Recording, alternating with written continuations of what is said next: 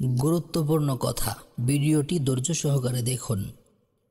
কেমন নারীকে বিবাহ করা উচিত? বিবাহের ক্ষেত্রে এমন নারী নির্বাচন করবে যার মধ্যে ধার্মিকতা ও আমল আখলাকের ক্ষেত্রে স্বামীর চেয়ে উত্তম। এতে সে নারী অর্থ সম্পদের ক্ষেত্রে স্বামী সমতুল্য না হোক, তাতে কিছু আসে যায় না। নারীর চেহারা গোলাকার হলে সবচেয়ে ভালো। গোলাকার ও লম্বা আকৃতির চেহারা সবই আল্লাহর সৃষ্টি, তবে গোলাকার চেহারার অধিকারী নারীর কিছু অতিরিক্ত বৈশিষ্ট্য থাকে যা সাংসারিক জীবনে সুখের সৃষ্টি করে। তদ্রূপভাবে স্ত্রী দূরের বংশের হওয়া বেশি উপকারী, কারণ নিকটাত্মীয় অর্থাৎ চাচাতো, ফুফাতো, মামাতো, খালাতো বোন ইত্যাদি আপন আত্মীয়ের মধ্যে দূরের তুলনায় ভালোবাসা মহাব্বত কম হয়ে থাকে। এদের থেকে যে সন্তান জন্মগ্রহণ করে সাধারণত তারা মেধাশক্তি ও জ্ঞান গরিমায় দুর্বল হয়ে থাকে, কখনো কখনো বিকলাঙ্গ বা বিভিন্ন জটিল রোগের শিকার হয়ে থাকে।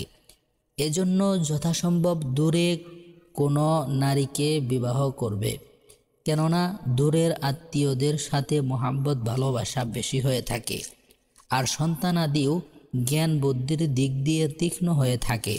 সাথে সাথে নতুন করে একটি বংশের সাথে সম্পর্ক করার দ্বারা বংশধারাও বৃদ্ধি পায়। দিনী ও দুনিয়াবি উভয় শিক্ষায় শিক্ষিতা পাত্রীকেই বিবাহ করা চাই। একেবারে মূর্খ, জাহেল, অশিক্ষিতা নারী বিবাহ না করাই উত্তম। নারী মোটা হওয়া বা চিকন হওয়া এটা ছেলের পছন্দের উপর নির্ভর করবে। কারো পছন্দ মোটা মেয়ে, আবার কারো পছন্দ চিকন ও হালকা পাতলা মেয়ে। তবে অধিকাংশ লোকজন হালকা পাতলা নারীকেই বেশি পছন্দ করে থাকে।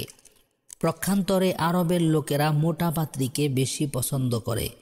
এক হাদিসে নবী করিম সাল্লাল্লাহু আলাইহি ওয়াসাল্লাম বলেন, তোমরা এমন নারীকে বিবাহ করো যার থেকে বেশি বেশি সন্তান জন্ম নেয়। প্রশ্ন হতে পারে যে বিবাহের আগেই অধিক সন্তান হওয়ার নিদর্শন কি?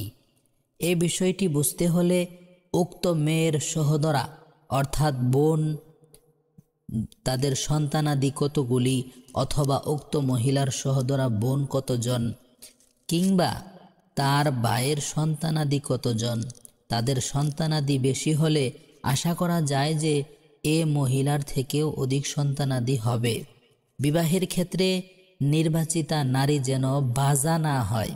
বাজা বলা হয় ওই নারীকে সন্তান জন্ম দেওয়ার যোগ্যতা যেই নারীর মধ্যে নেই।